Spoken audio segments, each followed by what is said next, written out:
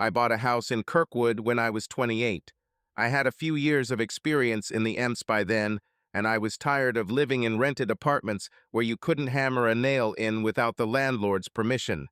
I saved up a down payment, looked at a dozen houses, and chose a 1932 Craftsman, old but solid. One story, with a porch with an old swing on it. The floors creaked, the paint was peeling, the kitchen looked like it had been renovated in the 90s.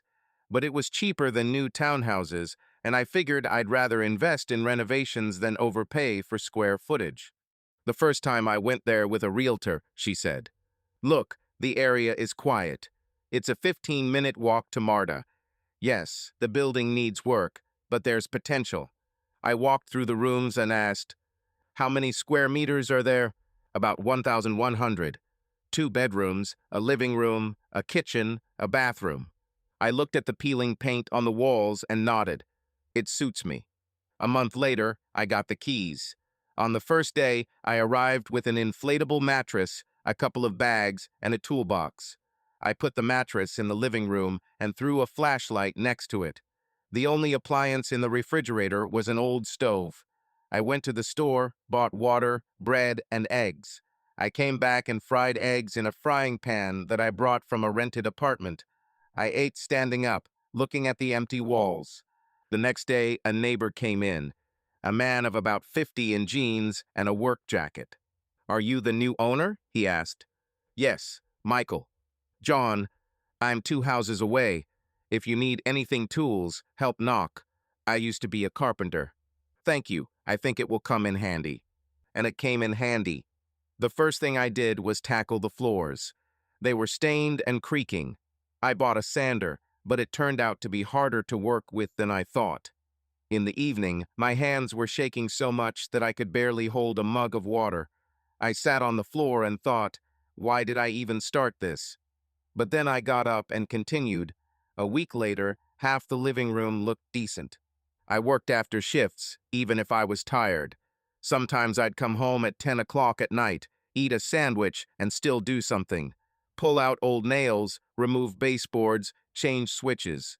On weekends, I'd go to the hardware store. The salespeople already knew me. One guy at the cash register asked, "Are you a repairman?" "No, a paramedic. I just bought my own house." "Well, you're brave." Most would have given up halfway through. After a couple of months, I felt for the first time that something was working out. The living room floor was level. There were new baseboards. I painted the walls a light color. I invited my parents. Mom walked around the house, touched the wall, and said, "Michael, did you do everything yourself?" "Yes, slowly, but I did it." The father looked at the windows and said, "They're old, but they hold up. Don't change them yet, you'll save money." The neighbors were used to seeing me with tools. An elderly woman from the next house, Mrs. Mary, often walked her small dog and stopped at the fence. "Are you still working?" she asked. "Yes. I want to do everything before winter." "You have more patience than my late husband," she said and walked on. The house gradually changed. I ticked off items in a notebook: floors, walls, kitchen. When I repainted the facade, I took pictures of the before and after. A colleague at work, Jason, came over one evening, looked and said, "Dude, this is a completely different house. Are you going to make the furniture yourself?" "No, I'll buy the furniture, but I'll make the shelves myself."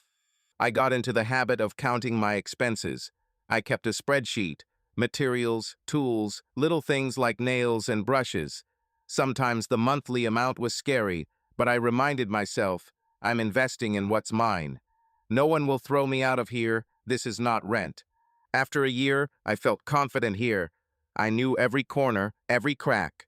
After my shift, I would come in, turn on the light, and sit on the steps of the veranda. The neighbors would wave, and I would respond. The house was quiet, and it was a quiet place that I liked.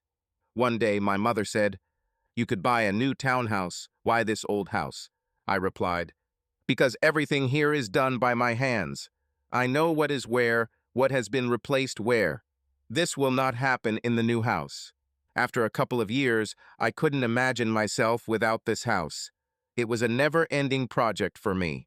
There was always a new little thing to do.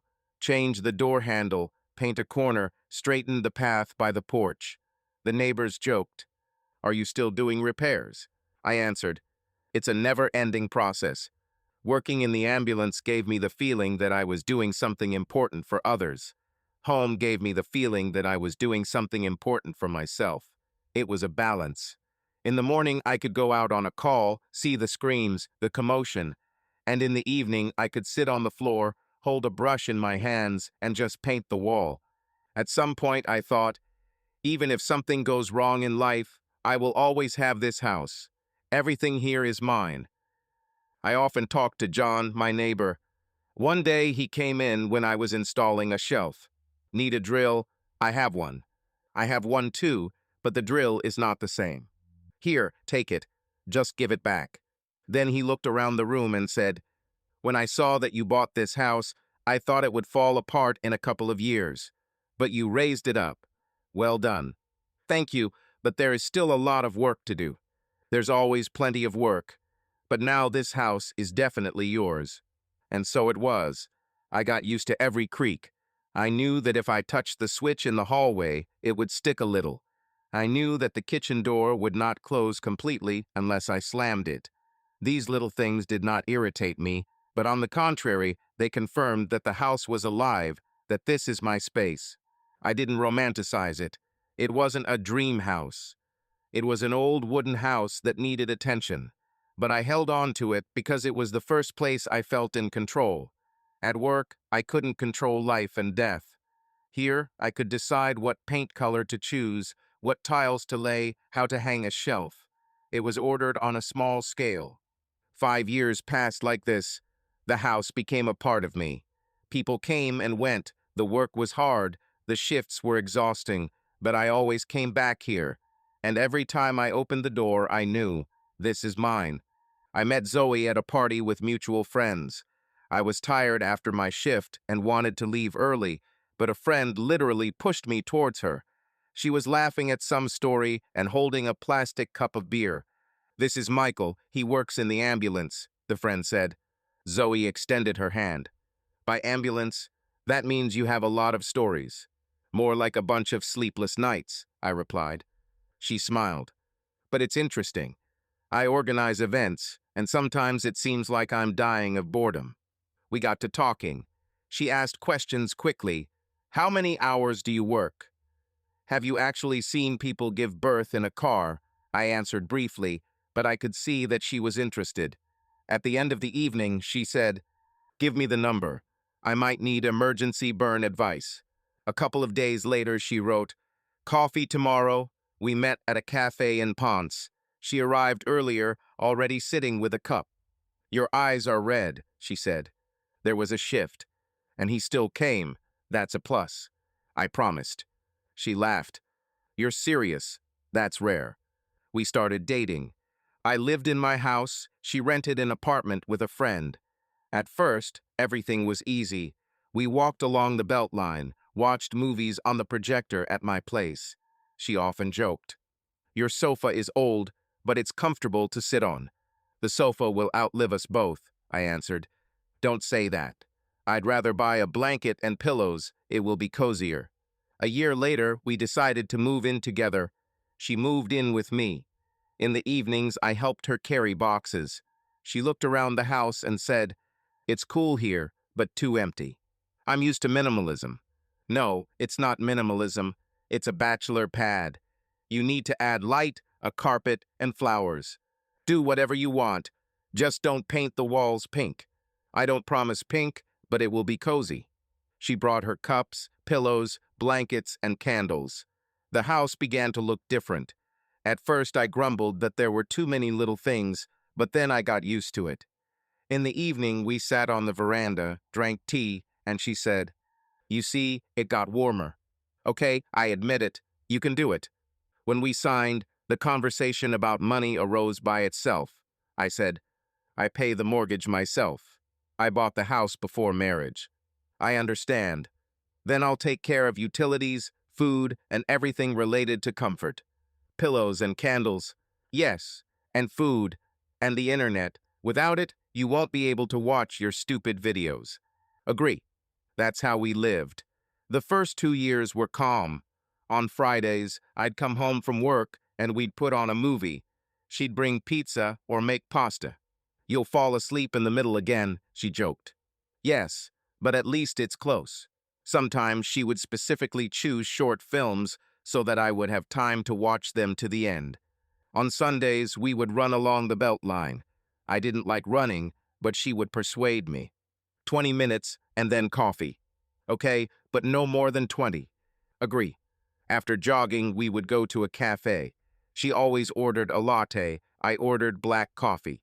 Someday we'll get a dog and run with it, she said. Only if the dog isn't faster than me. Then let's take a lazy bulldog. Perfect. We talked a lot about little things. Sometimes I complained. Tired. There was a call today, a guy after an accident. It's tough. She listened and said, I'm proud of you, but don't forget to rest. Sometimes she complained. At work, everyone wants me to be everywhere. First, there's the tasting, then a meeting with the DJs. I'm exhausted. I answered, then drop a couple of events. I can't. If I leave, everything will fall apart. Nothing will fall apart. She shook her head. You don't understand. But we still supported each other. When I was on duty on a holiday, she would come to me with dinner. When she had hard weeks, I tried to take days off to be home. We dreamed of having a dog. Every time we passed the shelter, she stopped. Look how cute he is. We don't have time, I said. We'll find it. It's too early yet. Okay? But someday, definitely. In the evenings, we sat on the sofa. She turned on the music and said, You need to relax. I relax when I sleep. No, you just need to be able to turn off your head. Mine can't turn off. I'll help. She would put on vinyl or make cocktails. I would laugh. You always have a holiday. And you always have a shift. We balance each other out. So 2 years passed. Sometimes there were quarrels about trifles. She wanted to go to a concert in the middle of the week, I said. I'm on duty. You always work. I can't do otherwise. People depend. And me? You too. But I can't leave work. Then we made up. Overall, everything seemed stable. I was paying the mortgage. She was paying her share. We talked about the future. When we pay off half, we can think about expansion, I said. Maybe the dog first. You don't give up. Never. I remember the evening we were sitting in the kitchen and she said, You're serious, Michael. You're always thinking about bills, about work. And who will think? I know. But sometimes you just want to forget about everything. I can't do it. I'll try to teach you. At the time, it sounded like a joke. I didn't pay attention. It seemed to me that we were coping. We had a house, we had common plans, habits. Movies on Friday, jogging on Sunday. She brought comfort, I brought stability. That's how I perceived our first years of marriage. Everything was clear. Who paid for what, who was responsible for what. We discussed trips, but rarely did them. I said, Maybe we should go to the mountains. She replied, We'd better buy a new table for the kitchen. I agreed. And we continued to live. It seemed that it would always be like this. Madison showed up unexpectedly. One evening, Zoe said, My school friend is coming over tomorrow. You don't know her. Madison. She recently got divorced. Okay, will it stay for long?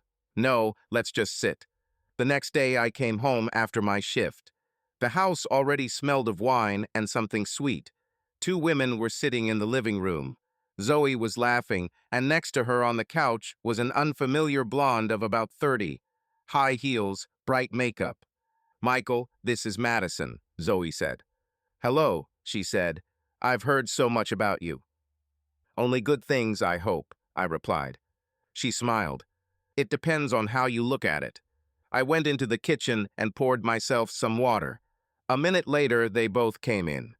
We're discussing plans for the weekend, Zoe said. Maybe going to a club. I shrugged. I'm on duty. Madison looked at me and said, Well, then Zoe will come with me. You have to work anyway. After this visit, she began to appear more and more often. Sometimes they went to a concert together. Sometimes they just sat at our house with a glass of wine. One evening I said, "Is she registered with us now?" Zoe replied, "She's going through a divorce. It's hard for her. I have to support her." "Okay, but why so often?" "Because she needs a friend." Zoya's conversations began to change. If before she talked about work, about plans for vacation, now more and more often phrases were heard. "Madison thinks we're too stuck in a rut." We, or me, we, we have no spontaneity. We are only work, home, and your shifts. What do you want? I don't know. Sometimes I just need to get away. I listened, but did not argue.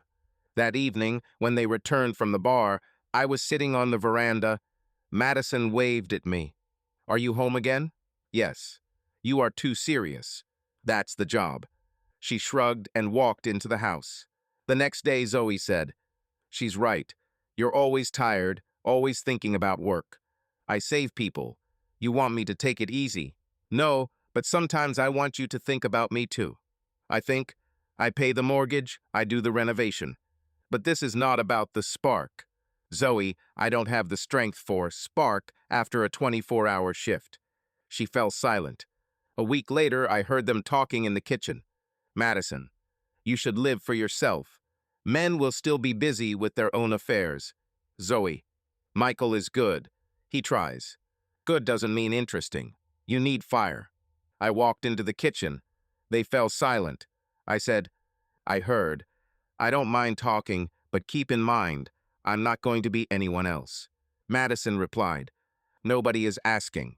It's just sometimes useful to take a broader view of life." We went to our rooms. Zoe later said, "You're overreacting. She's just sharing her opinion. And you accept this opinion as a guide." Maybe because I miss what she talks about. I couldn't find anything to answer. Over time, it became a system. Zoe would tell Madison that she had a new photo shoot, a new boyfriend, a new party. "She lives the way she wants," Zoe said.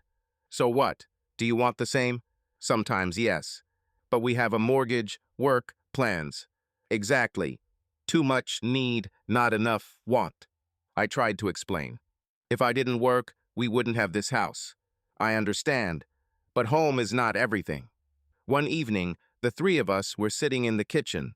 Madison poured herself some wine and said, "Zoe, you need to give yourself a break, at least 2 weeks, to see if you miss him." I looked at her. "Seriously? You're advising my wife to leave for 2 weeks? Why not? Sometimes it's useful." Zoe looked at me.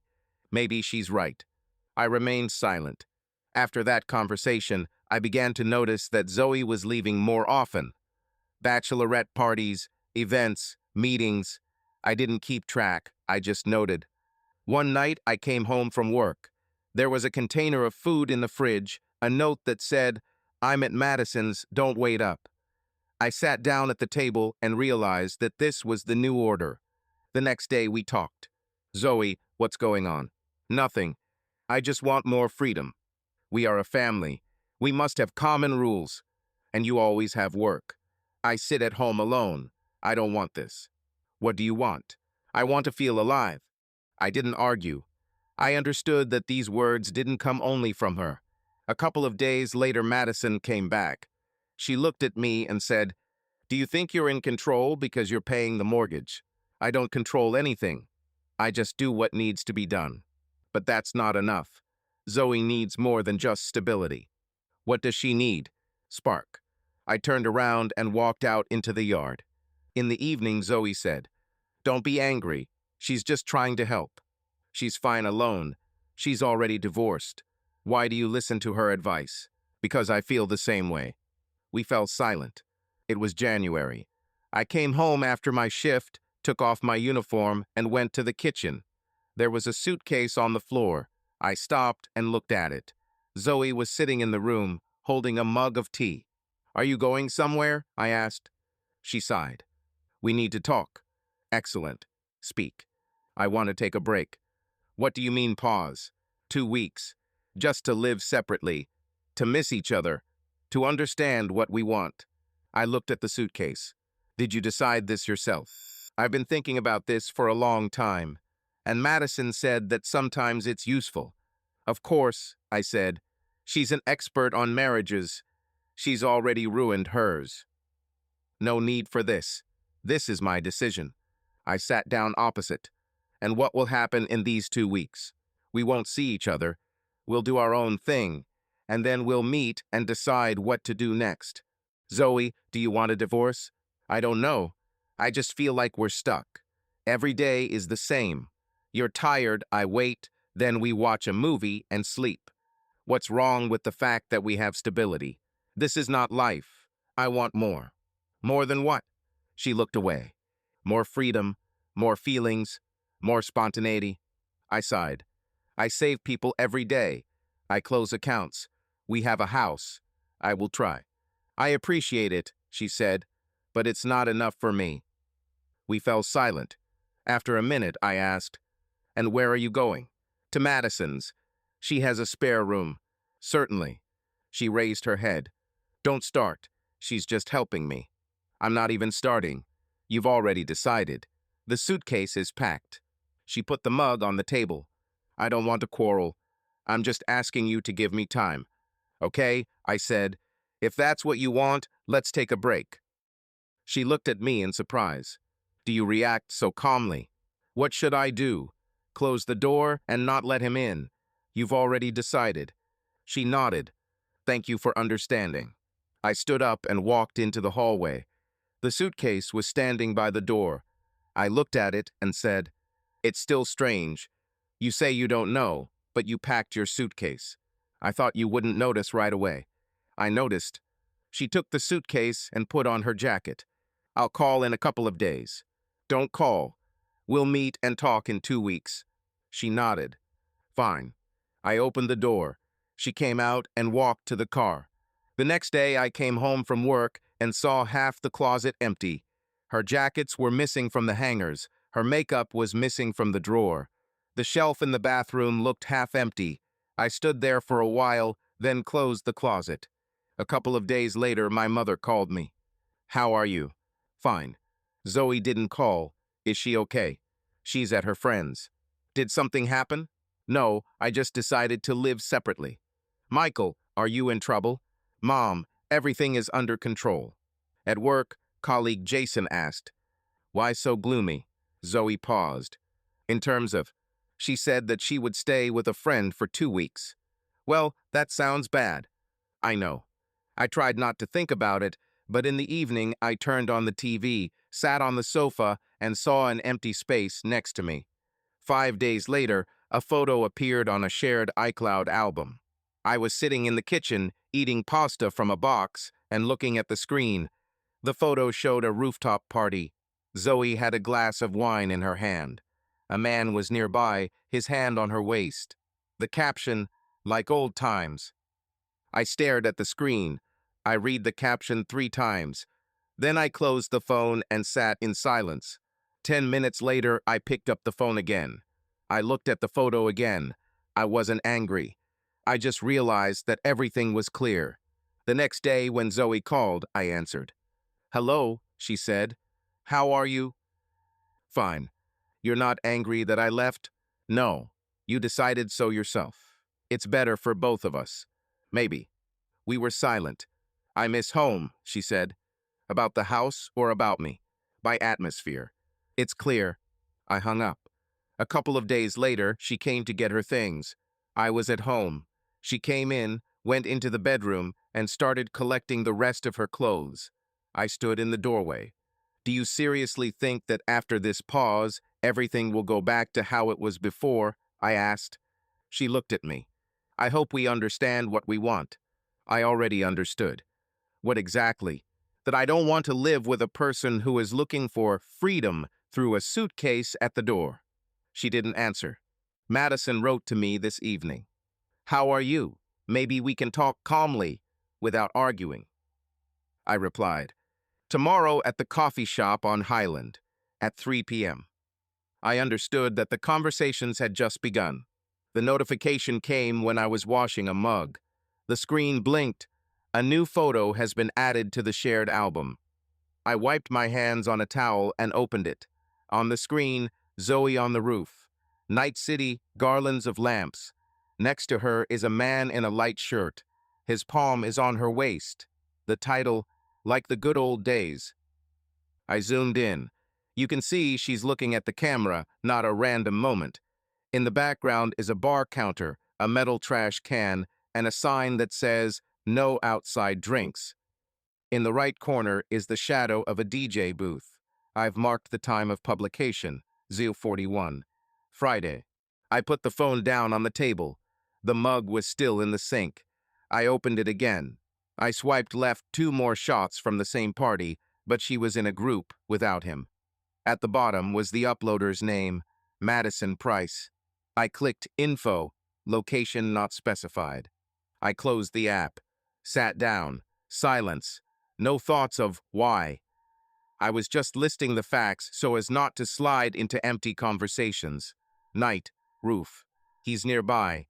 The signature is not hers, but she is in the center of the frame. The hand is not friendly. The phone vibrated. A new message from Jason popped up. Are you sleeping? Tomorrow's shift is at 6 in the morning. Don't be late. I replied, I will. I typed, I'm fine, and erased it. I just left, I will. Went to bed without TV. Woke up before the alarm. At 5:30, I was in the ambulance garage. The smell of diesel, the metallic scraping of the lift. Jason waved. Why are you so pale? I didn't sleep much. Will you get some coffee?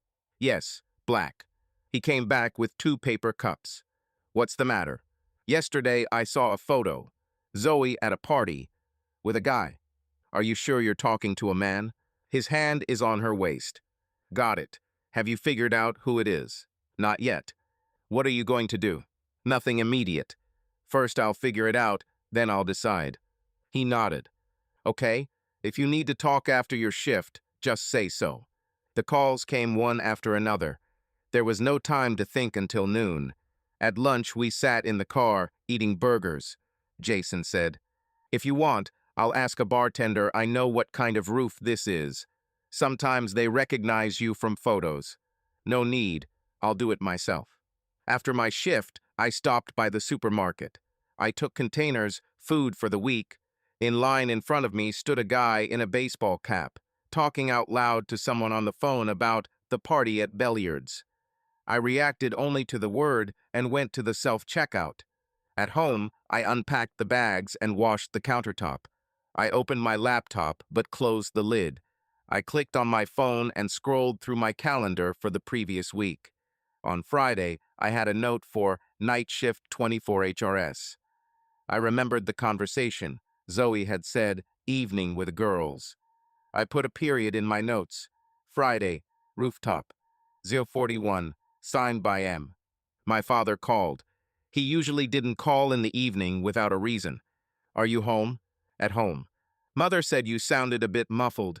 Is everything okay? Work. Normal. If you need it, come over on the weekend. We'll help as much as we can. Thank you. Rest. I can handle it. There was a pause. He said, just don't drag out conversations if they are ripe. Understood. At night, my phone was lying face down. I wasn't expecting any messages. In the morning, when I went out to the store for milk, I met my neighbor Mary. She was walking with her dog and stopped at the gate. I haven't seen you for a long time. Are you still at work? Yes. You've lost weight. I just ran up and down the stairs. This is not a joke. Eat normally. Should I bring you some pie? No need, thank you. Everything is fine. She nodded and moved on. I felt like I was speaking in someone else's words. Everything is fine. It was a technical phrase. In the afternoon, I drove to the car wash. While I was waiting, I sat down on a plastic chair and took out my phone. I opened the album again. I looked at the list of likes. There were notes from people in Zoya's circle, several DJs, one account with the logo of a distribution company. The name Travis Cole was not in the likes, but at Cole TRV was. I took a screenshot of the nickname and put the phone away. The guy from the car wash called out, "The Camry is ready." I paid without haggling.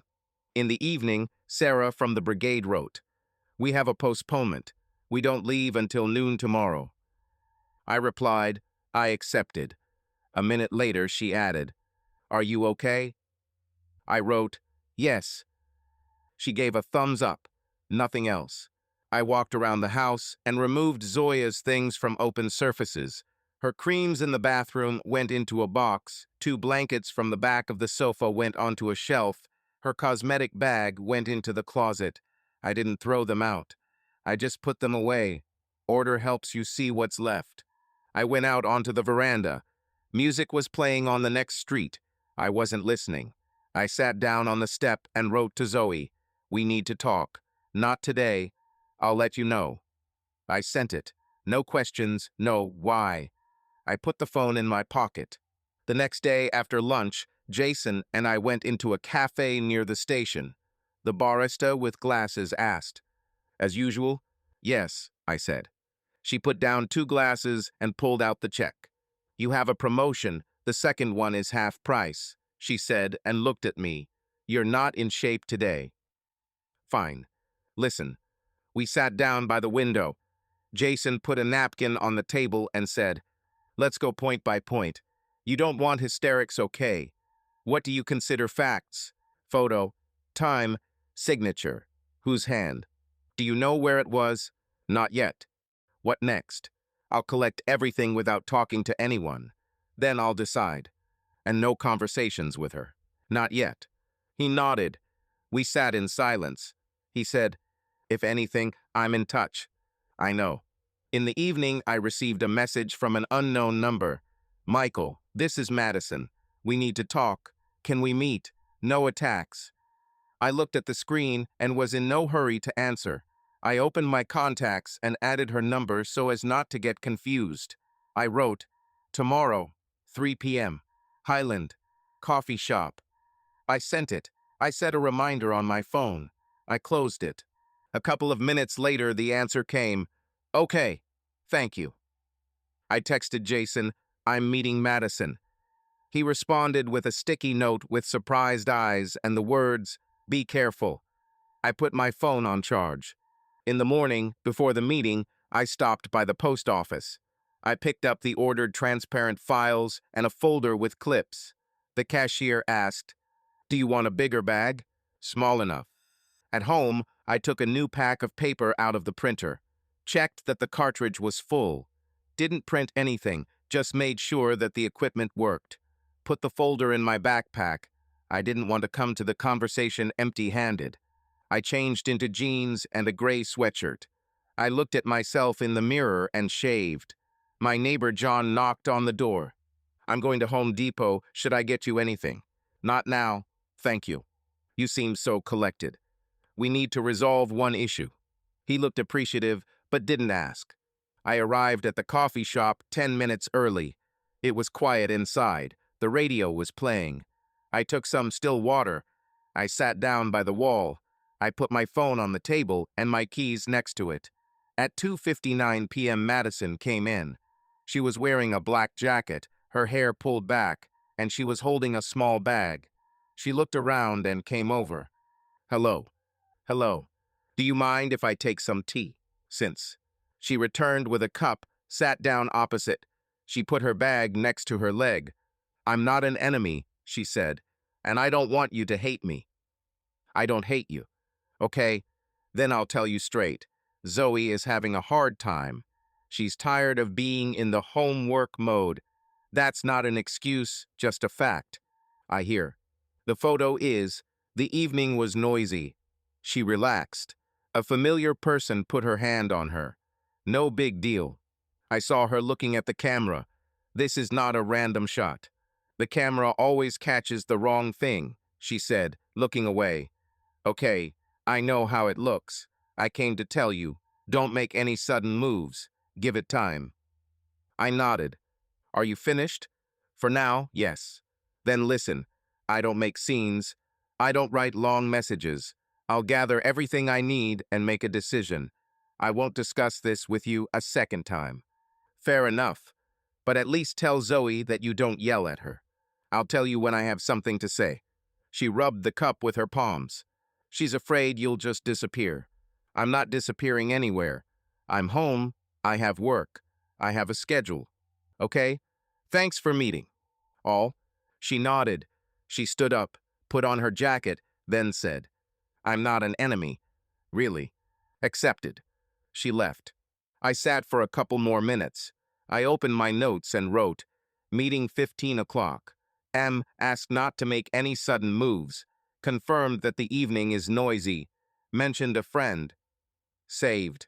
At home, I took off my shoes on the porch, went into the kitchen, and poured water from the filter. I looked at the to-do list on the refrigerator. There was an old magnet with the plumber's phone number, a note, buy salt for dishwasher, a sticky note, replace battery in smoke detector. I took the paper off, replaced the battery, and returned it. In the evening, I wrote to Zoe, when you're ready, let me know. Let's meet in a public place. 5 minutes. No clarifications. We'll discuss the procedure. She replied a few minutes later, okay. Tell me where and when. I didn't write right away. I'll decide later. I took the transparent files out of the drawer and put them on the edge of the table. Next to them was an empty folder with a clip. I didn't touch it. Let it lie there. Before going to bed, I turned off the sound on my phone. I went to bed early. For the first time in several days, I fell asleep right away. It was cool on the veranda in the morning. I ate some oatmeal and poured coffee into a thermos. Before leaving, I looked at my phone. There were no new photos in the general album. The one from the roof was still hanging. Likes were added below. I closed it. I put the thermos in the holder and went to work.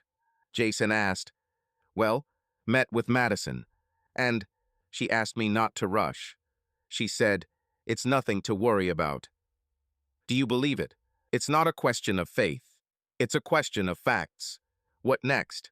Then I put dots on the calendar and collect what does not depend on other people's words. He nodded and started the engine. The day passed at a normal pace.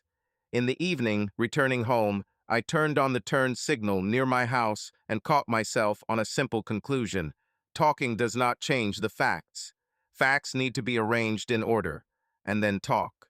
I parked, walked up to the porch, opened the door. The house was in order.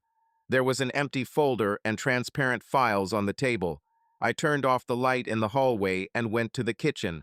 I turned on the tap, filled a glass with water. I put the glass on the table. Next, the plan. The iPad was in a kitchen drawer, between a cookbook and a roll of tin foil. We kept it for recipes and the family calendar. Zoe and I knew the password. 6 digits, the same as on the garage door. I took out the tablet and plugged it in. An old beach wallpaper appeared on the screen. I swiped, entered the code. Connected to Wi-Fi, the password was saved. The first thing I did was open messages. The wheel spun for a few seconds. The list of chats flashed by names. Mom, Jason, Madison, Zoe. Below that was a number with no name and a gray circle icon. I clicked on it. At the top, Travis Cole popped up, even though he wasn't saved in my contacts. It probably came from my message signature. Scrolled up to the beginning. The first exchange was a short one, 2 weeks ago. Travis, hey, nice to meet you at the festival. Are you alive after your shift today? Zoe, hi, barely, but I'm in a good mood. Travis, you had an amazing playlist. My favorite track is the one after 8. Zoe, it's not mine, the DJ mixed the set, but thanks. Further, more often, longer. A day later. Travis, sending a picture of the glass you recommended. Zoe, oh yeah, it's seasonal. Don't drink too much, it's strong. Scroll down. The smartphone showed the date and time above the message blocks. On Wednesday. Travis, you're funny, really funny. I wish you could laugh like that more often. Zoe, you're funny yourself. I haven't laughed like that in a long time. Travis, then we should do it again. We're having a little gathering in West Midtown on Friday. Rooftop, you want to come? Zoe, I have a girls' night out, but I'll stop by for an hour. I took a screenshot. The buttons are pressed simultaneously, volume up and power. Click. The screenshot flew to Photos. I opened the side menu, turned on Do Not Disturb so that notifications do not interfere. Next up is Thursday, late evening. Zoe, just to no one. We're taking a break, hopefully without drama. Travis, I respect boundaries. No questions, just company and music. Zoe, okay. Screenshot again. Friday, 1912. Travis, I have a reservation at the Optimist for 7:30 p.m. for two. Don't cancel. You deserve a proper dinner. Zoe, you're crazy. I'm wearing sneakers. Travis, kids are welcome wherever there is good company. Zoe, okay, but just dinner. Travis, I'm laughing. Just dinner. I stopped, turned on AirDrop on my laptop so as not to lose quality. On the iPad, I opened Photos, selected the latest screenshots, pressed Share AirDrop MacBook. A confirmation window popped up on the laptop. I saved it to the Documents Travis 01 folder. Returned to chat. Friday, 2208. Zoe, that was the best oyster I've had in a year. Travis, the best thing is you when you smile. Zoe, you're a flatterer. Travis, get used to it. Zoe, I'm not getting used to it. It's just nice. I clicked a couple more screenshots. Scrolled further 2351. Travis, I got a room at the Belliard. No strings attached. Just to save me driving across town at night. If you want to, stop by. If not, I won't be offended. Zoe, you're rushing things. Travis, no. I make it comfortable. You decide. Zoe, we'll see. Screenshot. I put the tablet on the stand, poured water. Came back at 0:36. Zoe, we're on the roof. The music is fine. Where are you? Travis, to the left of the bar. I see you. Zoe, then come on over. It was 5 minutes before the photo was posted to the shared album. I noted the time in a note on my laptop. Zo36, see you. Zo41 photo in the album. Saved. Saturday, 10:14. Travis, good morning. Were you asleep? Zoe, weakly, but I'm smiling. Travis, me too. Zoe, don't write too much. My head is buzzing. Travis, okay, coffee later. Zoe, not today. Later. I didn't click on the videos and photos he sent. The thumbnails gave an idea of the content without details. That was enough. I only recorded the text, dates, and references to places. I'm back at the beginning of the week. Tuesday. Zoe, you're so funny. Thursday. Zoe, you make me feel alive. Friday. Travis, you deserve more than a schedule and reports. Zoe, I like the way people talk to me without a schedule. Screenshots again. Sent to laptop. Created a subfolder by dates, arranged the files. 2_funny. PNG, Thur_live. PNG, Fry_optimist. PNG, Fry_Belliard. PNG, Fry_rooftop. PNG, renamed meaningfully. At this time, a message came from Zoya herself in another chat, no longer on the iPad, but on my phone. Zoe, how are you? I didn't answer right away. I put the phone face down and continued with the iPad. I opened the iCloud settings. The shared Apple ID was mine. Messages in iCloud was enabled. This explained why the correspondence was being pulled up. I checked the synchronization time just now. I thought about logging out of my iPad. Then I left it as is. If I turn it off, there will be no history. I needed consistency. Came back to the chat with Madison. Wanted to understand whose signature was under the night photo. Their correspondence has short organizational phrases. Madison, rooftop confirmed. Guests will be admitted by my name. DJ from 10. Zoe, okay, I'll be there later. Madison, I'm uploading the rooftop photo to the album. You look good there. Zoe, leave only the normal ones. Another fact, the signature in the album was indeed from her account. Pauses iPad, calls Jason on FaceTime audio. He picks up almost immediately. Yes, I'm in the kitchen. Found the correspondence. The iPad is still pulling it from iCloud. Is there anything specific? Place names, dates, times. The Optimist, Friday, 7:30 p.m. Belliard, later. Rooftop in Midtown. Screen everything. Already, I created the folders and renamed them.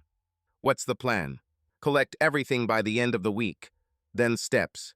Okay? If you need a printer, I have a laser printer. I have one too. I'll print it out. Ended the call.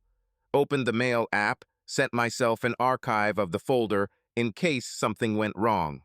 In the subject, I wrote copy to myself. Back to chats.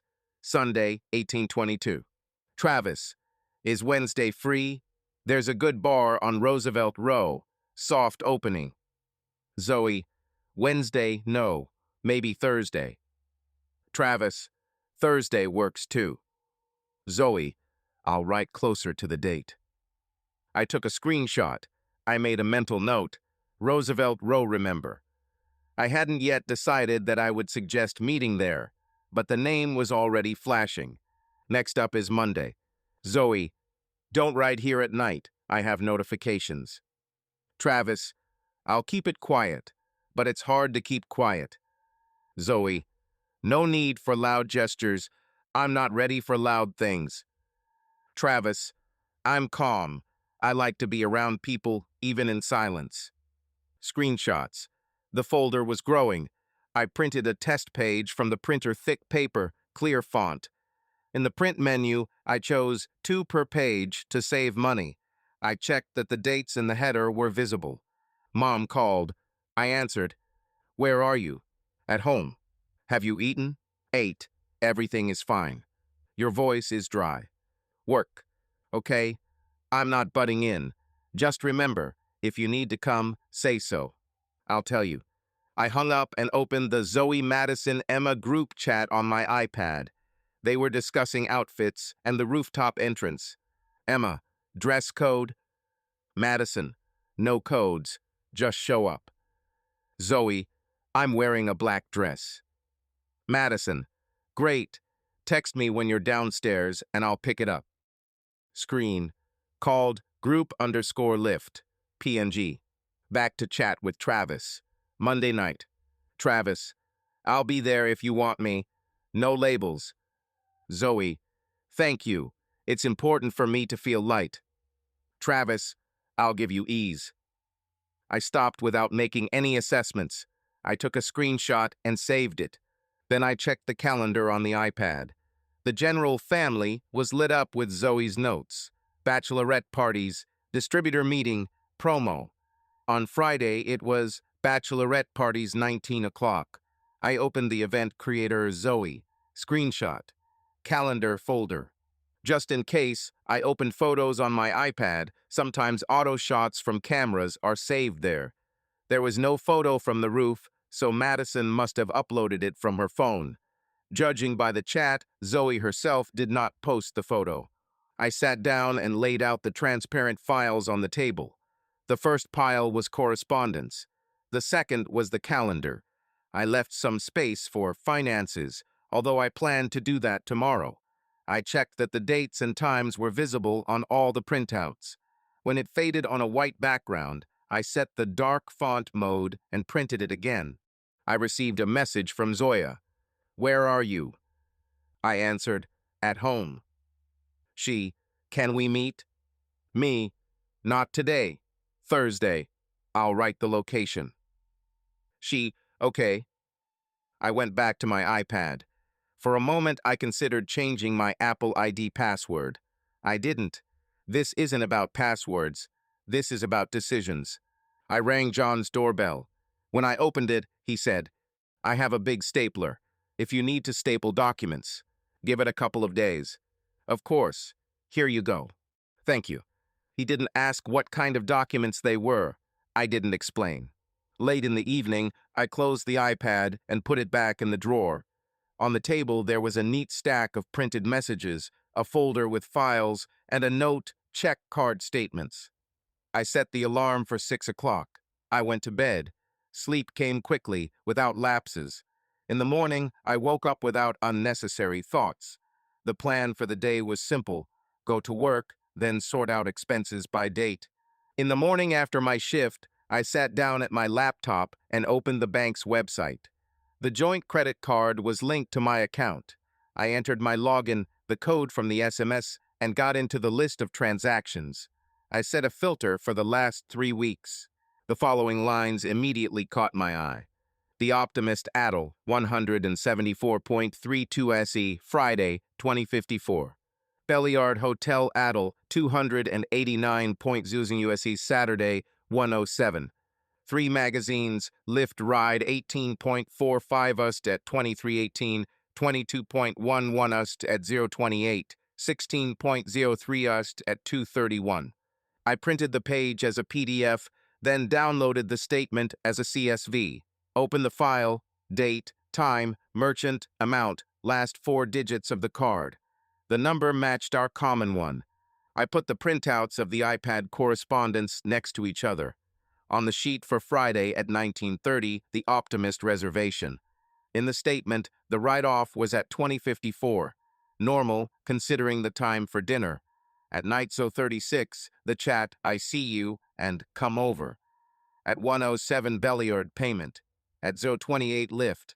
Everything fits into one line. I picked up the phone and called the bank at the number on the back of the card. The girl on the line said, Peachtree Bank, my name is Amanda. How can I help you? Need detailed information on transactions from Friday and Saturday night. I am the cardholder. The number ends in 2231. State your date of birth and secret word. I answered. I see transactions, she said. The Optimist Restaurant, 174.32. The Belliard Hotel, 289.00, lift in 3 transactions. Can you send details with the authorization and posting time? Yes, I will send it to the email specified in the profile. And one more thing. Is it possible to get the MCC code and the merchant address? Yes, MCC 5812 for the restaurant, 7011 for the hotel, 14121 for transportation. I will send the addresses in a letter. Thank you. A minute later, an email with an attachment arrived. I saved the PDF to my finance folder and printed it out. The sheet said, authorization 20 hours 53 minutes and 41 seconds, posting 20 hours 54 minutes and 2 seconds. I wrote in pencil, booking 1930 via a message. The next step I took was to call the Optimist. I found the number on their website. The Optimist, hostess Emily, good afternoon. Good afternoon. I need a carbon copy of the check for Friday night. Cards made out to Zoe Bennett or Michael Hayes, total about $174. Just a second, I'll open the terminal. Do you need an itemized receipt? Yes, with positions and time. Please clarify the last 4 digits of the card. 2231. There is a transaction at 2054, table for 2. I can send a copy to the email linked to the reservation. What is the email for the reservation? Zoe Bennett is indicated. This is my wife. The card is shared. Can you send it to my address? I am the holder. Policy only to the email specified during booking or a printout upon personal visit with a card and ID. Got it. Then I'll come today with the documents. Come and ask Emily. I hung up and looked at my watch. There was time before the visit. I wrote in my notes. The Optimist pick up the check in person. Next up is the hotel. I called Belliard. Belliard Hotel, front office, Mark. Good afternoon. I need a folio for last night's transaction. Card payment 2231. Name possibly Zoe Bennett. Wait a second. For data protection reasons, we do not issue a folio unless you are a reservation payer or provide your full address and email on the reservation. The card is mine. I am the holder. I understand, but the reservation was probably made by the guest. We can issue it upon personal visit with an ID matching the payer and a card. I'll come by. I'm writing this down. You need a reprint of the folio overnight from Friday to Saturday. Contact me. My name is Mark. I hung up, grabbed my keys and folder. Before leaving, I texted Jason. I'll stop by the restaurant and hotel to get my receipts. He replied, "Want me to come with you?" I texted, "No." I arrived at the Optimist around 3 p.m. It was empty inside, getting ready for dinner. I said to the hostess. I called, "I need a copy of the receipt." "Emily, yes. Documents, please." I handed over my license and card. She looked at it, went behind the counter, and came back with a printout. "Here you go. 2 main courses, oysters, 2 wines, tax, tip included. The check closing time is 20:53. Can I get a copy in PDF on a flash drive? Just a seal." "Okay, thank you." I put the check in a transparent file. On the street, I took a photo of it with my phone so that I could have an electronic copy. At Belliard, the same Mark was in the front office. "You called, right?" "Yes." "Documents." I showed my license and card. He punched something into the system and printed out a folio. "One night, King, promo rate. Payment by card 2231, authorization 107. Here is the total amount with taxes. Thank you. Anything else?" "No." I went outside, took a photo of the folio. On the back I wrote with a pen, "Received in person, date." I put it in the file. Lyft remained. The app was on her phone, but the bank transactions took time. I opened my email. Sometimes Lyft sends receipts to the card, even if the account is not mine, if the payment is made with a shared card. Nothing. Then I called the bank support again. "Can you specify authorization by minutes?" "Yes, 23 hours, 18 minutes and 7 seconds, 0 hours, 28 minutes and 44 seconds, 2 hours, 31 minutes and 10 seconds. "Thank you." I figured out on a city map what it might look like. From Midtown to West Midtown, about half an hour at night with a wait. I wrote down next to it. 2318 probably from Midtown, so 28 to West Midtown, 231 back or home. Not as a guess, but as a possible route. I marked it with a question mark next to it, so as not to confuse guesses with facts. At home, I laid everything out on the table. On the left, correspondence. In the center, finances. On the right, a calendar. I took John's stapler and stapled each block. On the cover of each file, I put a sticker. J05 The Optimist, J06 Belliard, J07 Lyft. Next to it, I wrote, "Authorization time bank, check time merchant." Mom called. "Where are you?" "At home." "Have you eaten?" "Yes." "Did you go somewhere?" "To the restaurant and hotel. I received copies of the receipts." "Do you really need this?" "Yes." "Okay, take care of yourself." I hung up. I sat down, opened my laptop, and made a table. Columns, date, time, event, source, document. I filled in the lines. I left a space in a separate column for the lawyer's comments. It's empty for now. I went to the printer and printed the table in 2 copies. I put one in the general file, the second one separately. I wrote version 1 inch in the corner with a pencil. Wrote Zoe a message. "I need live facts. Let's meet at the soft opening on Roosevelt Row on Thursday at 7 p.m. 5 minutes. She replied, "Okay." Jason called me. "Well, how is it?" "I have the checks. Time is ticking." "Are you feeling unwell?" "Fine." "You're like a robot, honestly." "Better this way than hysteria." "Agreed." "What next?" "Tomorrow I'll finish Lyft. I'll try to request details on timestamps from support if they give it to the cardholder." "Do you think they will give it?" "I don't know. I'll try." I opened the Lyft website, found the charge help form. It asked for a ride ID. I didn't have one. Closed the page. Decided to keep it optional. I have enough already. John called. "Have you sealed the documents?" "Yes." "Give me back the stapler when you free it." "I'll bring it in now." I brought in the stapler. He asked, "What other help do you need?" "No. Thank you." "Hold on." When I got back, I put everything in one big folder with a clip. I put a white strip on the spine and wrote, Fry Sat, Timeline.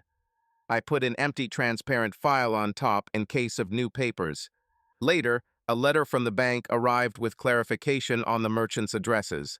I printed it out and put it in the appropriate sections. I marked the coincidences of time on the sheets with a red pen so that it would be visible without a ruler. At 9 o'clock in the evening, I washed the dishes, wiped the table. I put the folder on the edge where the utility bills always are. I wrote on a sticky note, copies in the safe, flash drive in the glove compartment. I did it right away. I copied the Documents/Zoe Travis folder to a flash drive, inserted it into the key holder next to the car key fob.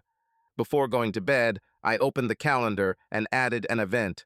Thursday, 19 o'clock, Roosevelt Row. In the description, I wrote, 5 minutes, announce position, no arguments. Saved. Put the phone on silent. I called the law office at 9 in the morning.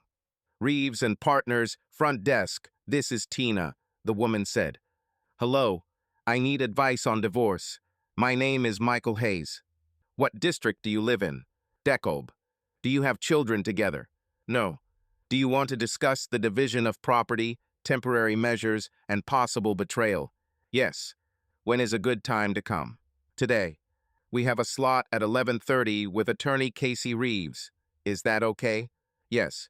Bring your ID, any documents, statements, correspondence, checks. Advance payment by card or check. Fine. I arrived at 11:20. A small office on the first floor of a business center. There were forms on the counter. Tina handed me a folder. Please fill in date of marriage, date of intended separation, list of assets and debts.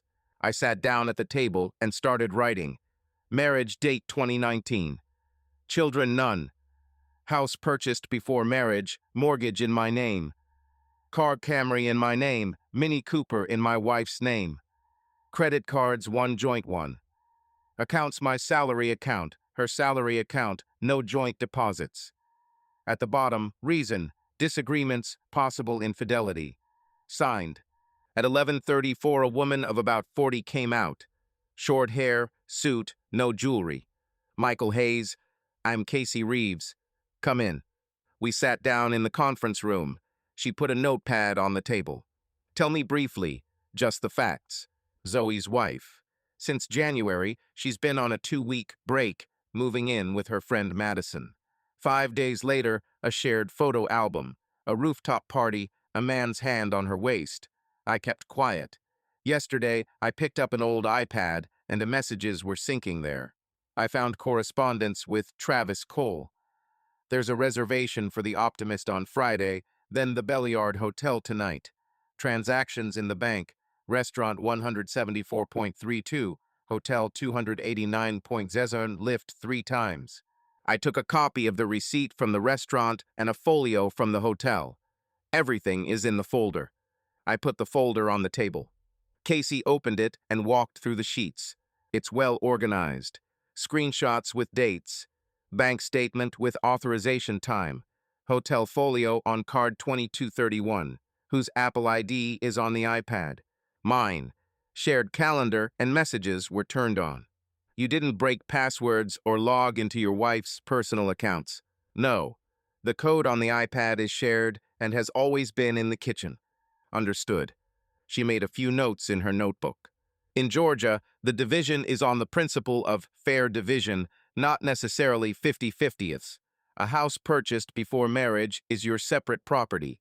But if during the marriage the mortgage, taxes, and improvements were paid with joint money, there may be a joint share of the increase.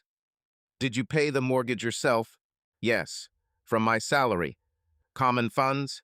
There were expenses for food, utilities, that's her, and comfort, but the mortgage me. Okay? We will reflect that the house is a separate asset. Regarding infidelity, this affects alimony. If infidelity is the reason for the breakup of the marriage, the unfaithful spouse loses the right to alimony.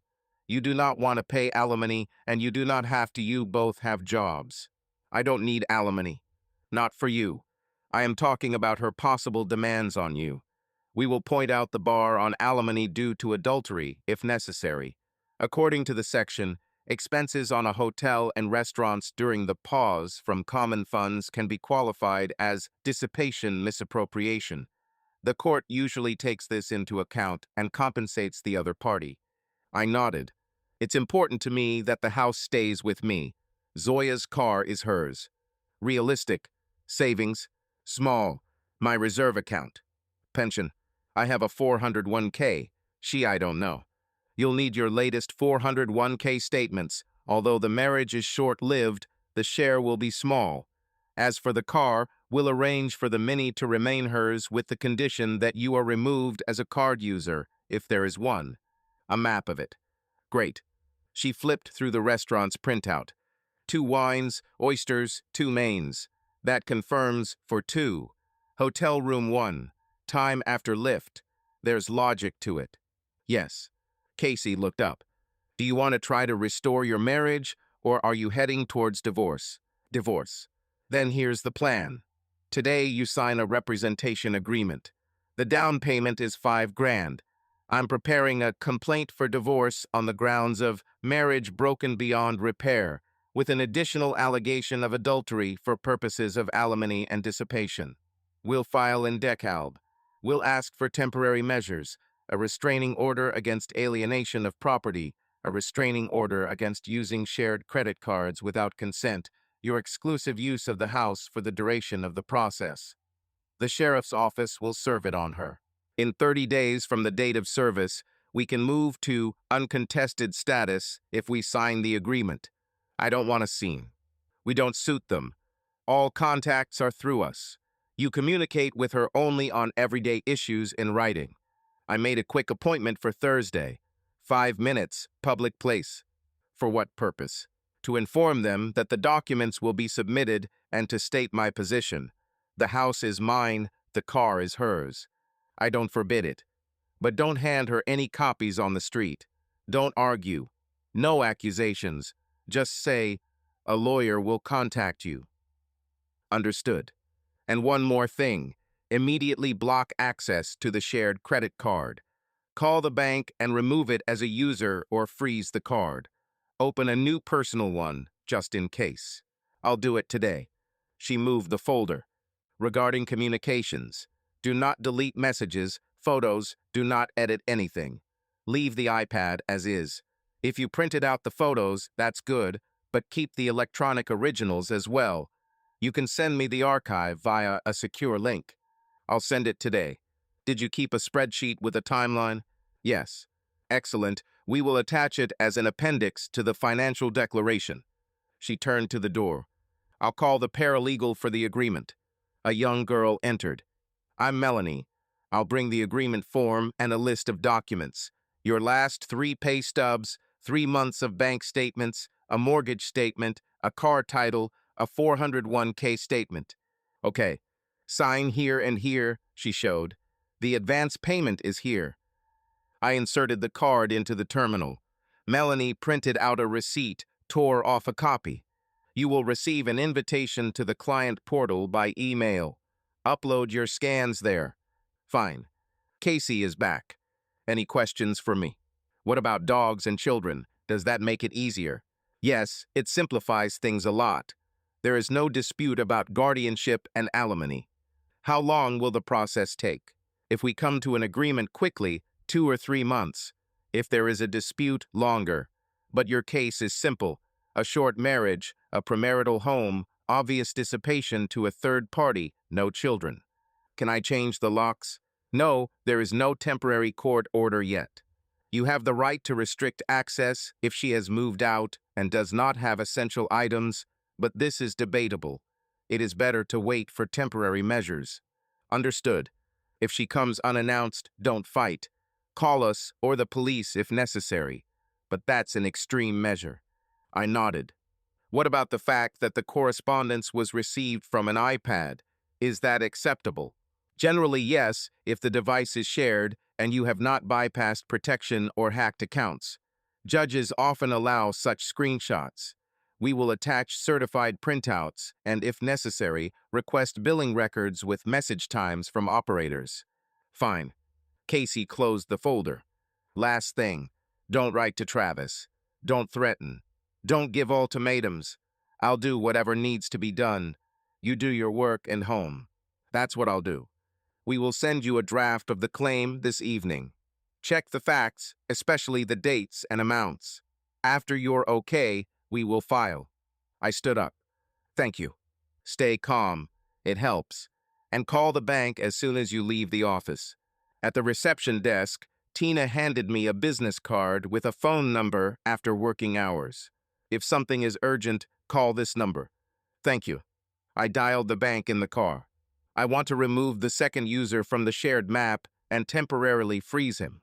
Confirm the data, the operator said. 3 minutes later, she confirmed. The card is frozen. The second user has been deleted. Send statements for the last 90 days by email. Sent. I caught myself automatically speaking briefly and to the point. I saved the letter and forwarded it to the client portal. Zoe wrote further. Thursday meeting confirmed. 7 p.m. Roosevelt Row, wine bar soft opening. 5 minutes. She replied 2 minutes later. I'll come. Called Jason. I saw a lawyer. What did she say? The house is mine. Alimony does not apply. Expenses on theirs dissipation. We'll file in DECALB. They'll request temporary measures. Fine. I froze the card. That's right. At home, I scanned the receipt folder, saved it as a PDF, and uploaded it to the portal. In the comments, I wrote, all documents, version 1. 10 minutes later, I received a response from Melanie. Received. Casey will confirm the file by the end of the day.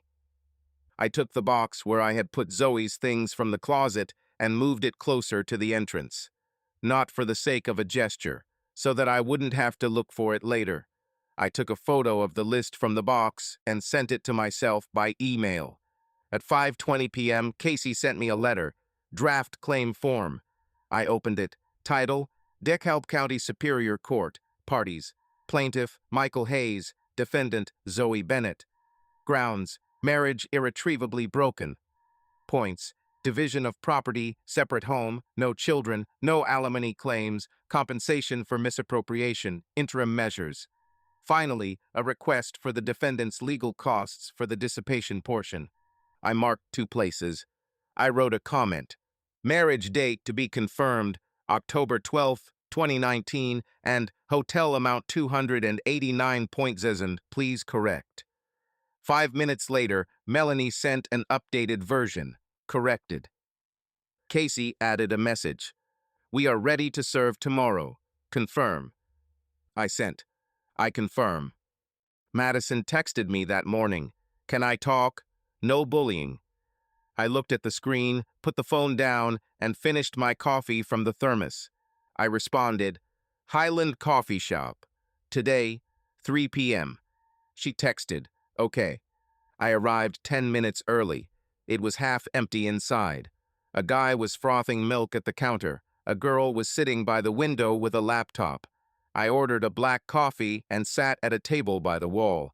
I turned my phone off to vibrate and put it next to me. I left the folder with the printouts in the car. I didn't want to turn the conversation into a paper-handing session. At 2:59 p.m., the door opened. Madison walked in. Jeans, black jacket, hair pulled back. She looked around, noticed me, and came over. Hello, she said. Hello. Can I have some tea? Certainly. She returned with a paper cup and sat down opposite. She put the phone face down and sighed. I came to talk calmly, she said. No shouting, no accusations. Okay, speak. Zoe is having a hard time. She doesn't sleep normally. She's shaking. I hear. She's scared that you're just making everything out as business, without emotion. It's easier this way. Madison turned to the window for a second, then looked back at me. I want to clarify, she said. Do you think she's cheating on you? I have dates, places, and payments. That's not an answer. This is my answer. She was silent for a moment. Okay, then about something else. You saw the photo in the album. You found the correspondence. You collected the receipts. That's all clear. What do you want from Zoya now? Order. What does it mean? So that there would be no more expenses on the common card for other meetings, so that all business conversations would be in writing, so that she would take her things without a scene. Madison pursed her lips. Can I ask a few direct questions? Ask. Are you going to give her a chance? I won't answer that now. That is to say, no. I won't answer. She nodded. Then here's how it is, she said. I'm not arguing about the cards and checks. It's their fault. But please don't make a public show of it. Zoe works in an environment where everyone knows everything. She'll be in trouble. I didn't plan anything public. And one more thing. Don't forward screenshots to third parties. I didn't send them to anyone. She relaxed her shoulders. Thank you. Now tell me where you got the correspondence. She doesn't understand. On the iPad in the kitchen. The device is shared. Synchronization has been enabled for a long time. So you didn't hack anything. No. I'll pass it on. It's important to her. She feels... Madison broke off. Okay, I'll just pass it on. I took a sip of coffee. It was cold, but I finished it. Now it's my turn, I said. Why did you write no attacks? Because you might lose your temper. I'm not losing my temper. People often lose their temper in such situations. I am not a person. Madison smiled slightly. Okay, one more thing. That guy's name is Travis. I think you already figured it out. Understood. He is not an enemy. He is not going to pick a fight or provoke. The question is not about him. In whom? In decisions. She nodded, took a sip of tea, and put the glass down. Let's talk about decisions, she said. What will you do in the next few days? I'll meet Zoe in a public place. 5 minutes. I'll tell her what I know and what I need. What exactly is needed. The money is in order, the things are on the list, and then everything is in writing. Will you tell her about? She stopped. About specific places. I will not name names in conversation. It is unnecessary. Then what? Dates and expenses. That's enough. She wrote something down on her phone and put it face down again. She'll ask you, do you love me? Madison said. What will you say? I will say that this is not the subject of today's conversation. It will hurt. I also felt unpleasant looking at the hotel checkout. For the first time during the meeting, she looked away for a long time. Then she returned to the conversation. You know, I didn't come to defend her actions, she said. I came to ask you not to pressure her with words like cheating, betrayal, and so on. I don't use these words. Thank you. Pause. One more request, she added. When she picks up her things, can I be there? So that there are no arguments based on emotions. Be there. Just give me the time and the list in advance. List? Yes. I have already packed her things in a box. I took a photo. I can send a photo of the list. Send it to me, I'll pass it on. I nodded. Tell her straight, Madison said. Do you want to talk to her about the future? No. At all? Not now. She began to finger the rim of the glass. You're different than she said you were, Madison said. She said you were reserved and slow. I'll keep it short. And quickly. I looked at my watch. 15:11. A little more than 10 minutes had passed. Anything else? I asked. Yes. If Zoe starts making excuses, don't interrupt. Let her finish. I'll give her 5 minutes. 5 minutes is not enough. That's enough. She nodded, but it was clear that she didn't like my answer. Okay, she said. Then 2 organizational points. First, don't change the locks until she takes the documents from the boxes. There's a passport, certificates, medical records. I don't change locks. Second, if she asks to see a friend's dog that you sometimes walked, this is not a reason to meet separately. Understood. We were silent for a while. I put the empty glass on the edge of the table. Tell her one more thing, Madison said. Nobody wanted to humiliate you. These are already interpretations. Yes, I'm just saying. Fine. She moved her chair as if she was going to get up, but remained. Michael, she said more quietly, I know this sounds strange, but I'm glad you're not screaming. It makes it easier. I don't see any point in shouting. I understand. I picked up the phone and looked at the screen. There were no missed notifications. I put it back. I have to go, I said. If you have anything else important, tell me now. The last thing. If you write to her, please, without sarcasm, write briefly as you are speaking now. That's what I'll do. Thank you. We stood up. She picked up the glass and threw it in the trash. Are you going to the car? She asked. Yes. I'll go another way. We went outside. We walked side by side for about 30 seconds, silently. At the traffic light, she stopped. Let me know when you decide on a time to pick up the items, she said. All right. Okay? Take care of yourself. And you. I crossed the road, went down to the parking lot, got into the car, left the door open so it wouldn't be stuffy, got out his phone, opened notes, wrote, 15 o'clock 15:18, coffee shop on Highland. Asked not publicly, without the word, cheating, things with a list, be nearby when given out. Confirmed that she posted the photo. Asked about a chance, didn't give an answer. Saved. Photographed a piece of paper with a list from a box at home and sent it to Madison with the signature. Here is the list. Date and time we will agree in writing. She replied a minute later. I received it. I will approve it. Thank you. I closed the window, started the engine, and drove off. Home was 10 minutes away. I didn't turn on the music on the way. At the traffic lights, I checked my phone again, no messages. I stopped in the parking lot near my house, took the flash drive out of the glove compartment, made sure the archive with the documents was there, and put it back. It was 7 p.m. I was standing at a high table by the wall. There was a phone next to me, a glass of water next to me. My backpack was hanging on the back of a chair. The zipper was closed. At 19:01, Zoe entered the room. She was wearing a black dress and a short jacket. She looked around, saw me, and came over. Hello, she said. Hi, I replied. I have 5 minutes. Can I sit down? Stand next to me. It's faster that way. She put the phone on the table and looked at me. You're very formal, she said. I had a plan. I'll keep it short, I said. I took an envelope out of my backpack and put it on the table without moving it towards her. What is this? Zoe asked. Copies. For clarity only, not for transmission.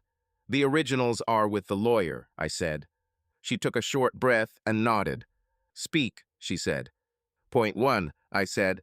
The documents have been submitted. You will receive official notification. When? She asked.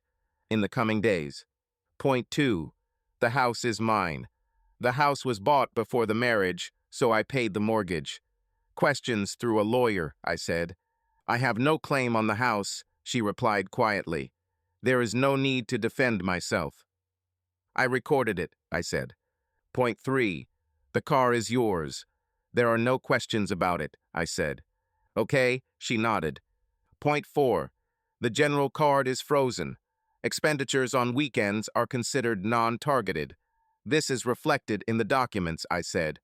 I'll give the money back, she said quickly. I didn't think you'd take it as... I didn't discuss the wording. I recorded the amounts and dates, I said. 5th, things. Saturday from 12 o'clock to 13 o'clock. You and Madison have the list. I'll be home, I said. I confirm, she said. I will not come alone. Whoever comes, I replied. No scenes. Everything on the list. She nodded and typed something on her phone. She put it back. You're cold, she said. I was saving time and words, I replied. I wanted to talk, not listen to points, she said.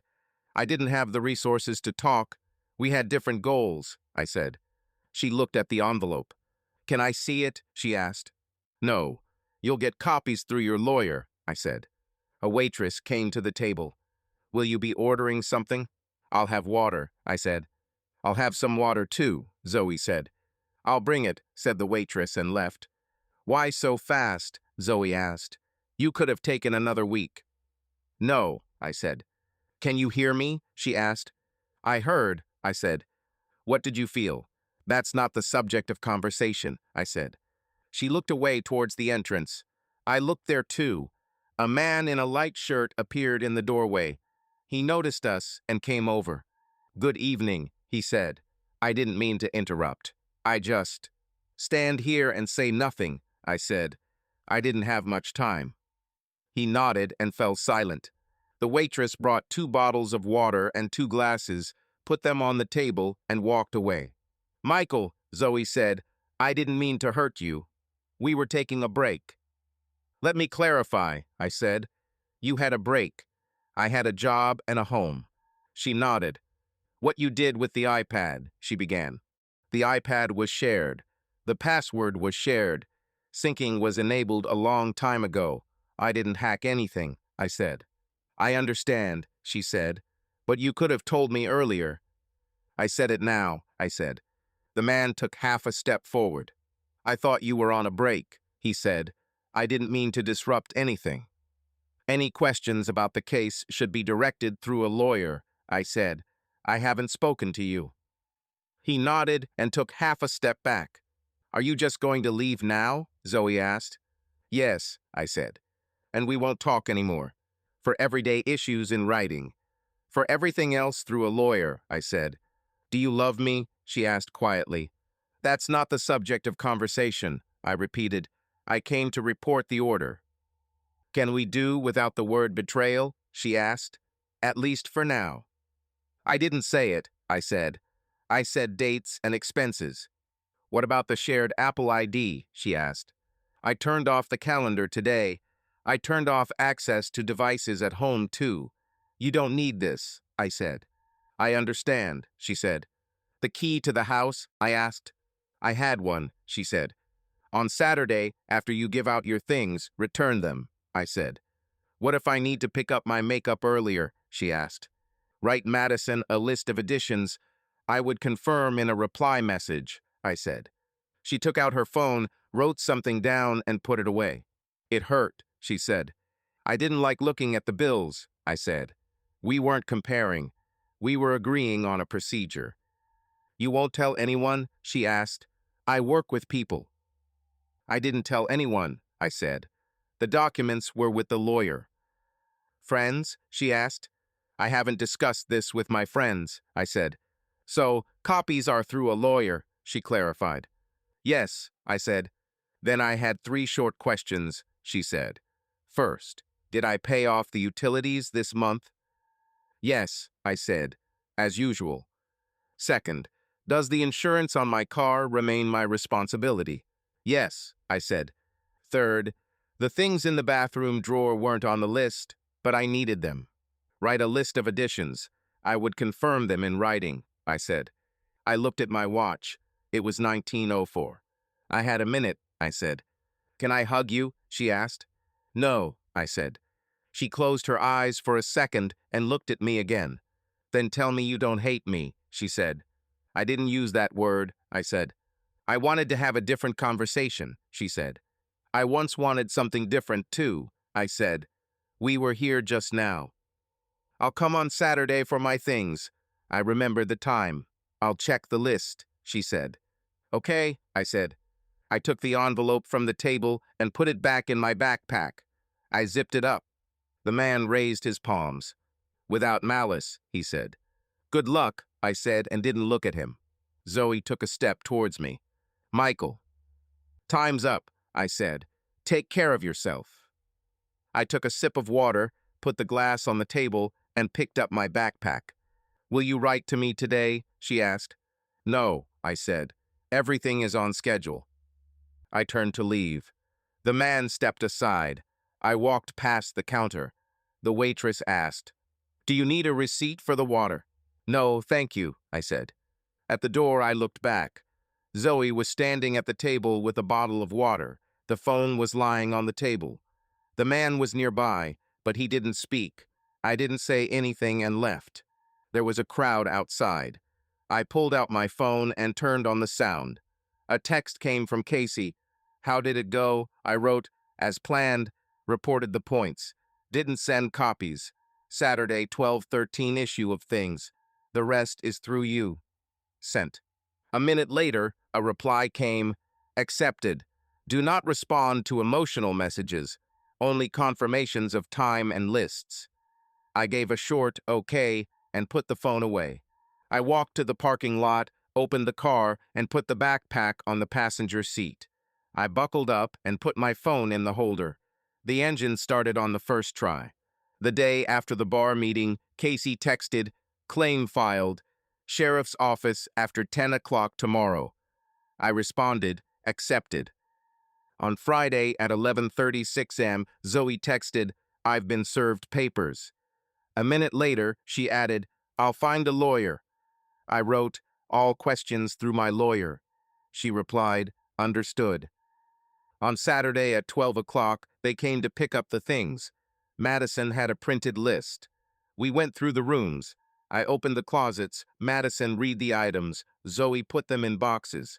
Bathroom, top drawer. Madison said, makeup bag, curling iron, medicine cabinet. Here, I said, and put everything on the list on the table. I'll add eyebrow tweezers. They're not on the list, Zoe said. Add it to the end, I said. Mark addition. They worked without further ado. In the living room, Zoe picked up her vinyl records from the table. These are mine, she said. Yes, take it, I said. She took out the key at the door. I'll give it back now, she said. Give it back, I said. She put the key in my palm, said nothing. We walked out onto the porch. Madison closed the trunk of the Mini Cooper. That's it, she asked. That's it, I said. They left. I walked around the house, checked that nothing was left by accident. In the evening, I turned off the shared calendar and family access on Apple ID, changed the Wi-Fi password, checked access to the cameras. Everything worked. Casey called on Monday. They served it to her. The response period is 30 days, she said. Usually, in such cases, the other party's lawyer gets in touch earlier. Wait for the letter. 2 days later, an email arrived from Park and Company.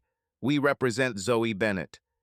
Casey forwarded it to me and wrote, colleague Erin Park, calm, probably going to mediation and closing with an agreement. At the end of the week, Erin called Casey while I was on speakerphone. We're not arguing about the house, Erin said. The house was purchased before the marriage, and he paid the mortgage. The car is hers. The issue is the joint card, and the amount is $519.91. My client is willing to compensate. We'll record it as a dissipation, Casey said. Compensation as a separate payment upon signing the agreement. No alimony, no children, no changes to last names. Yes, Erin said. For retirement accounts, we'll do each person keeps their own. That's fine, Casey said. We'll schedule mediation for next week. The mediation was held online. The mediator, Casey and I, and Zoe and Erin were on the screen. The mediator introduced himself, checked identities, explained the procedure. We haven't discussed reasons, the mediator said. Only terms. Plaintiff, begin. Casey listed the points. The house stays with me. The Mini Cooper goes to Zoe. The joint card is closed. Compensation of $519.91 from Zoe. Each carries his own debts and keeps his own pension. Personal items as listed. No demands for alimony. Each side pays its own lawyer. Legal costs are split equally if the court requests. We accept, Erin said. We'll add a clause about no joint bank accounts and a waiver of future mutual claims, except for the execution of the agreement. Agreed, Casey said. The mediator asked, are there any controversial pieces of furniture? No, I said. She took everything she wanted. I confirm, Zoe said. Then I will record the agreement and prepare a draft protocol, said the mediator. We will sign it electronically today before 18 o'clock. At 5:10 p.m., I received the document, Mediated Settlement Agreement. Casey called. Check the amounts and wording, she said.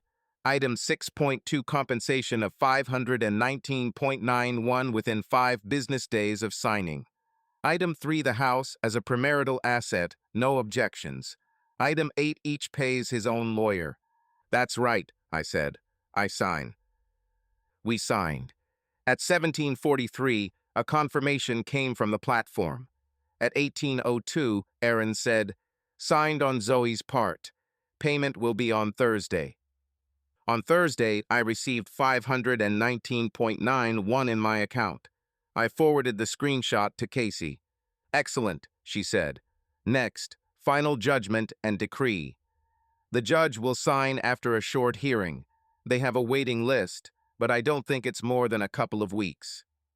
A week and a half later, I received a notice. Hearing, Hayes versus Bennett. Judge Randolph. Format, Zoom.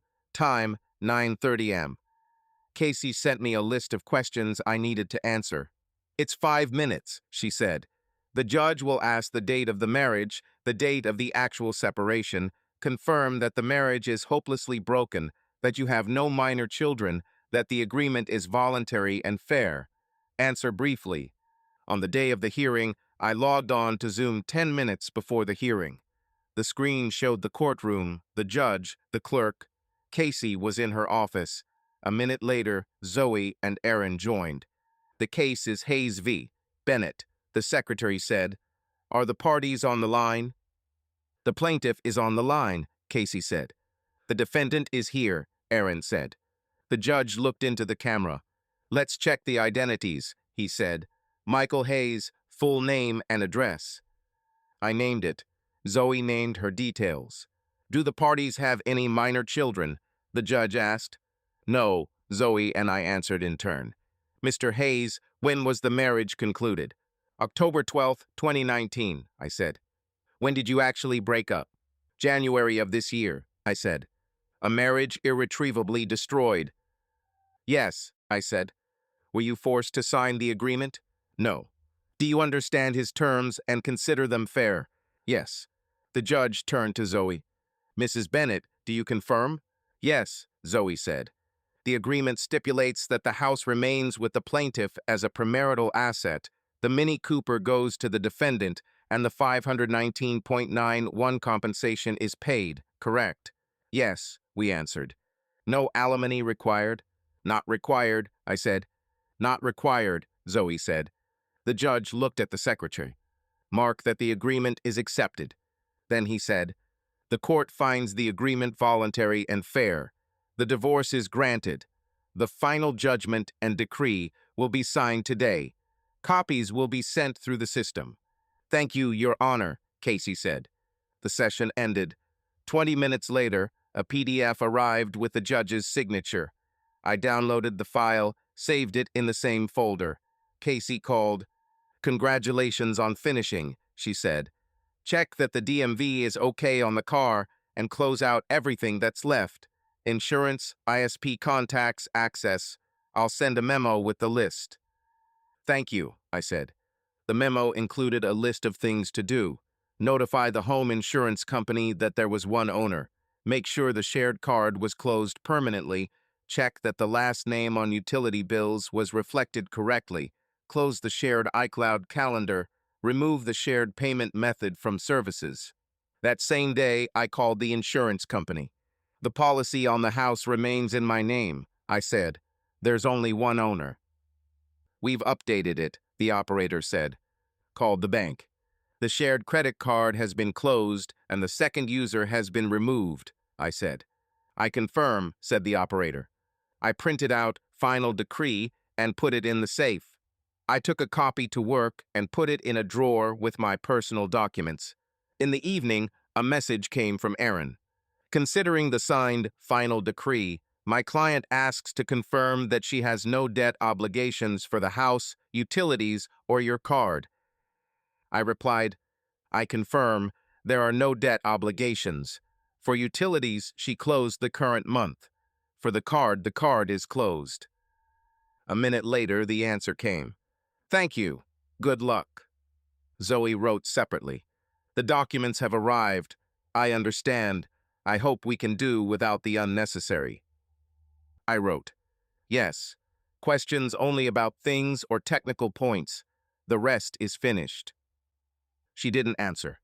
A week later, I received a letter by snail mail, a paper copy of the final decree with a stamp. I put it in the safe. That same day, a card from the sheriff was in the mailbox, noting the service performed. Standard paper, no text for a response. Jason asked, "Is it all over?" "Yes," I said. "The judge signed it." "How are you?" "I'm working," I said. We were sitting in the ambulance, waiting for the call. He nodded and did not continue. 2 weeks later, Casey closed the case. "We sent a notice of entry of judgment," she said. "I have the final receipt for you." I arrived, signed the last page, and took the folder with copies. "Keep it for at least 7 years," she said. "Call me if you have any questions about execution." "I accepted," I said. At home, I put the folder on the shelf in the safe. I checked the calendar. There were no more .com mon events. I checked family in iCloud empty. I checked the payment of utility bills on autopay from my account. In the mailbox, there was a receipt for payment for electricity in my name. A couple of days later, Madison wrote one message. "Thank you for making everything go smoothly." I replied, "Okay." That was the end of the correspondence. The division was completed. The house remained with me. The car and its things were with her. The accounts and accesses were distributed. The papers were in the safe. I did not need to add anything. On the day the court upheld the decision, I returned home around 6 in the evening. I took off my shoes on the porch and placed them by the door, as always. I unlocked the door and turned on the lamp in the living room. The light was even and yellow. The floors creaked in 2 places near the entrance. I had known that for a long time. There was an envelope with a paper copy of the final decree on a nightstand in the hallway. I picked it up, checked the seal, and put it in the safe. I closed the safe and turned the handle until it clicked. "Okay," I said out loud. "Kitchen first." In the kitchen sink, there were 2 plates and a cup. I washed the dishes and wiped the countertop. In the refrigerator, there was a steak I had bought that afternoon. Next to it was a bag of green salad, lemon, and butter. I heated up a cast iron frying pan and got out some salt and pepper. John called. "So, is it all over?" he asked. "It's over. The judge signed." "Is there any relief?" "There is order." "If you want, I'll come in for a minute." "No need. I'll eat and go to bed early." "Okay? If anything, I'm home."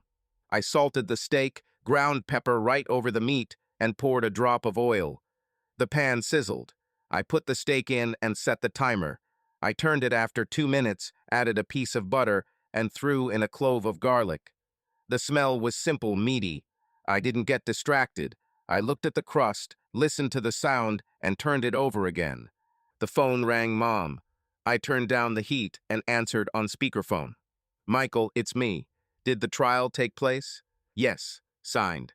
"Are you home alone?" "Yes." "Have you eaten?" "I'm cooking steak." "Okay, I won't burden you. I just wanted to hear your voice." "The voice is fine." "Are you sleeping?" "I'll go to bed early today. If you want to come any weekend." "Thank you. I'll let you know." "Take care of yourself." "I'm taking care of it." I hung up, took out the steak, and let it rest on the cutting board. I cut it into slices, squeezed some lemon into the salad bowl, added a drop of oil, and mixed it. I put the plate on the edge of the stove and ate standing up so as not to dirty the table. The taste was normal, no surprises. There was a knock at the door. I wiped my hands and opened it. Mary stood on the threshold with a small dog on a leash. "Am I distracting you?" she asked. "No." "What happened?" "I heard from John that you had a big day today." I wanted to say, "If you need sugar, flour, scotch, I have it all." "Thank you, Mary. Nothing is needed." "Good. And one more thing. You've lost weight. Eat normally." "I just ate." "Then okay. Good night." "Good night." I closed the door, put the plate in the sink, and washed it right away so as not to leave grease. I wiped the frying pan and put it away. I set the dishwasher timer for 40 minutes and turned it on. The phone vibrated, a message from Casey. "Did you save a copy of the decision?" I wrote, "in the safe and in the electronic folder." She replied, "Okay, I'll send a short memo tomorrow. What else to close? I clicked OK. I went into the bedroom. There was a frame with our shared photo on the dresser. I took the frame and put it in the drawer. There were old postcards and receipts there too. I closed the drawer. There was an empty spot on the wall. I didn't hang anything to replace it. Jason called. Are you home?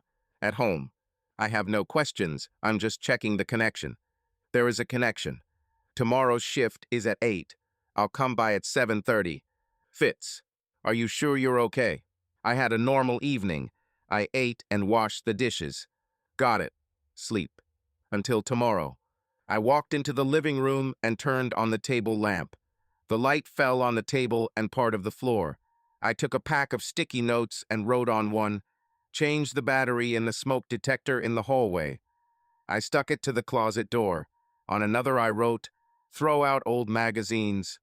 I put it on a stack of magazines. On a third, "Clean the vacuum cleaner filter." I left it on the vacuum cleaner. Zoe's jacket was hanging on a hook in the hallway. I checked the list we'd signed on Saturday. The jacket wasn't on it. I took a picture of the jacket and texted Madison. Jacket left. Should I pick it up? She texted back a minute later. Yes, tomorrow at 6:30, I texted, I'm on shift until 8, Sunday morning. She, okay, 10 o'clock. Me, confirmed. There was a hair tie on the shelf in the bathroom. I put it in a small clear bag and labeled it with a marker. Bath hair tie ad. I put the bag in a box by the door. Father called. Well, we completed everything according to the paper. Well done. Your reporting is always in order. It helps. We'll come in a week and bring your jack. You asked. I asked. Thank you. Hold on. Don't be a hero at work. Received. I walked around the room, collected empty plastic bottles and old receipts, and took them to the trash. I took the bag outside and dropped it in the bin. Returning, I saw John at the gate. Is everything quiet? He asked. Quiet. They're showing the match tomorrow. If you want, come in. We'll see about the shift. Okay. At home, I checked the door and windows, set the thermostat to 21, and turned on the Do Not Disturb mode on my phone, excluding Mom, Jason, and Casey. Sat down at the table and opened the laptop. Created a new document, Home Tasks. Wrote the following items. Check home insurance policy updated. Check auto payments, electricity, water, internet, are they active? Change Wi-Fi password done. Remove shared Apple ID from family done. Jacket to be issued on Sunday at 10 o'clock.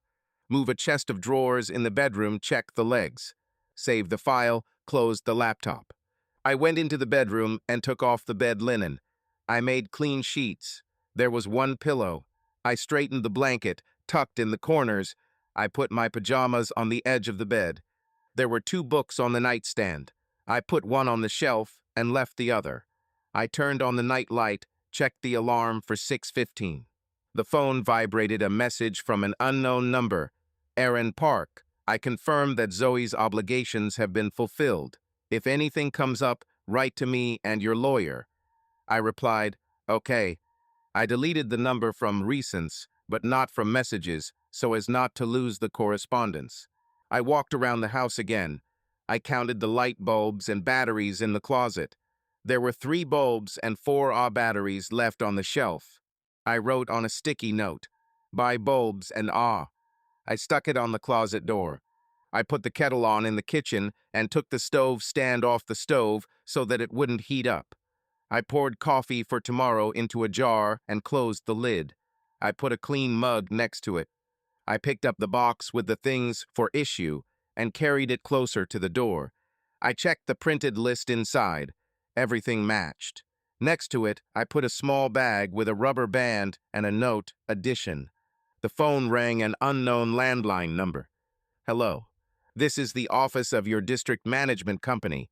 We remind you about the smoke detector check next Wednesday. Is it convenient? Comfortable. Then our technician will come from 9 to 12. I'll be home. I hung up and added Wednesday 9:12 sensors to my calendar. Set a reminder for 8:30. At 9:30 p.m., I took a shower. The water was hot. I set the timer for 5 minutes so as not to stand longer. I dried myself off, put on a home t-shirt and shorts. I put the towel in the laundry basket. Mary called in the living room. I picked up the phone. I'm baking a pie. If you want a piece, I'll leave it at the door. No need, thank you. I have everything. Keep in mind, it will be hot tomorrow. Air it out in the morning. I'll air it out. Good night. Good night. I turned off the light in the living room, leaving only a night light in the hallway.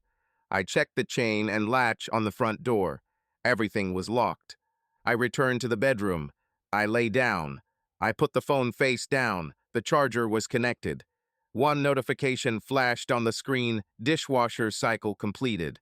I got up, opened it, let out the steam, slightly opened the door, and returned to bed. A minute later, I texted Jason, "Pick me up at 7:25. I'll be out early." He immediately sent a thumbs up. I put the phone on the nightstand. "Tomorrow is a normal day," I said out loud, to no one in particular. "Wake up, shift home." I didn't want to think about anything else.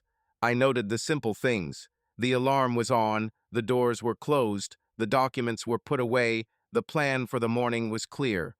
There were no extraneous sounds in the house, only the occasional cracking of wood. I listened to see if everything was normal with the temperature.